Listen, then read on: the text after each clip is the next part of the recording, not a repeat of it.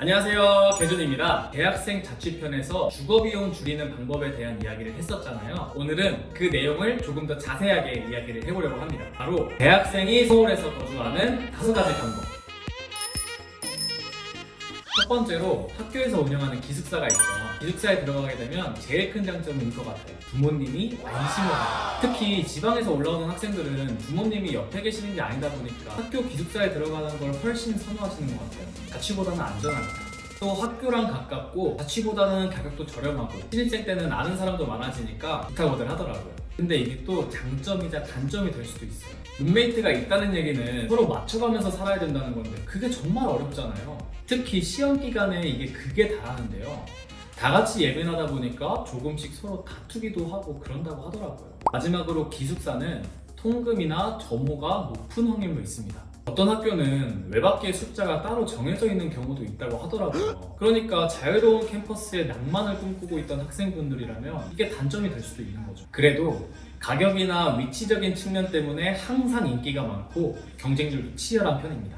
두 번째는 지역학사입니다. 지역학사는 지자체에서 해당 지역 출신의 학생들이 거주할 수 있도록 만들어둔 기숙사예요. 경기도, 강원도, 충청남도, 충청북도, 전라남도, 전라북도, 광주광역시, 제주도, 경상남도에서 운영을 하고 있어요. 이 지역학사의 어마어마한 장점은 바로 비용인데요. 학사에 따라서 조금씩 차이가 있기는 하지만 대부분 월 15만 원 선에서 숙식을 해결할 수 있어요. 아침, 점심, 저녁에 밤까지 15만 원에 제공해주는 곳이 서울 시내에 있다니 진짜 대박이죠. 그리고 이게 장학회나 인재육성재단에서 운영을 하는 곳이어서 장학 프로그램을 운영을 하고 있는데요. 우수사생에게는 장학금을 주거나 해외 체험을 보내주기도 한대요. 진짜 대박이죠. 대신 학사의 위치는 학교의 위치와는 무관하기 때문에 학사와 학교의 거리가 좀 먼 경우도 있어요. 경기도에서 운영하는 학사 경기 푸른미래관의 경우 도봉구 쌍문동에 위치해 있는데 서울대학교까지 1시간 반 정도 걸리거든요. 그럼 같은 서울에 위치해 있는데도 불구하고 왔다 갔다 얼마나 피곤하겠어요. 그리고 학사마다 조금씩 차이가 있기는 한데 상벌점 제도라는 게 있어서 아침에 체조를 해야 되는 경우도 있다고 합니다.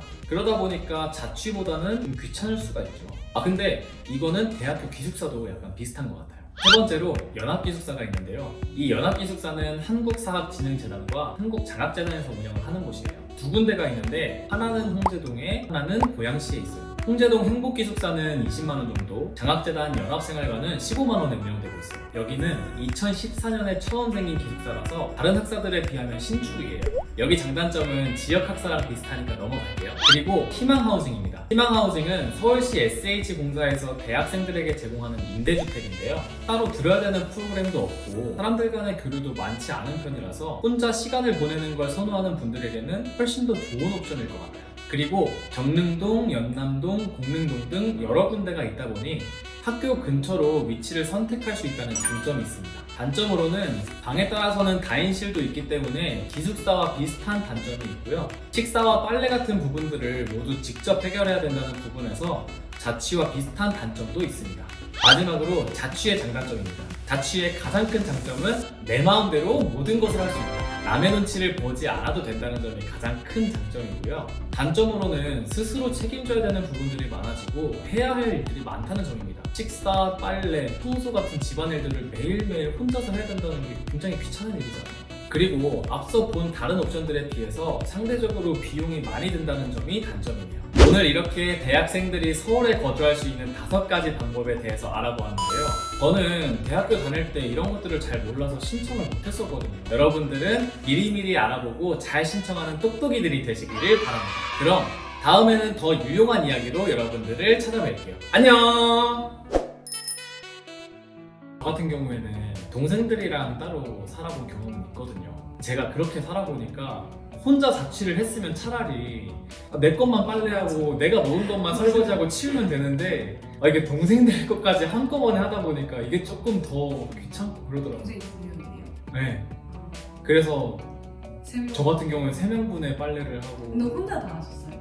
이제 물론 동생들도 이제 번갈아 가면서 하기는 하는데 보통 대부분은 이제 좀 제가 많이 했었죠. 맞아. 빨래도 2번씩 돌려야 돼요. 왜요? 양이 많아서? 네.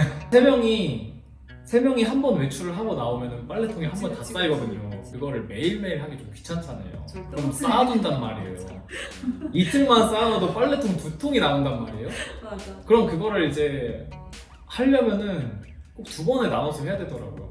그것도 색깔 나눠서 빨고 아, 하잖아요. 예. 막 이제 하얀색 따로 빼고 뭐 청바지 따로 빼고 뭐 이러다 보니까 수건도 원래 따로 빨아야 된대요. 근데 우리는 그렇게 안 해. 너무 많아서 맞아. 그냥 수건이랑 옷이랑 다 같이 돌려버리고 빨래가 하는 건 괜찮은데 넣을 때 아 맞아요. 설거지도 그렇잖아. 요리 내가 해먹는 거는 괜찮아. 요리 해먹는 건 괜찮은데 막상 쌓여있는 그 설거지 거리들을 보면 정말 귀찮은 거야 맞아. 그게. 아 차라리 혼자 자취를 하면 그래도 이거보다 좀 편하지 않을까 싶기도 하고.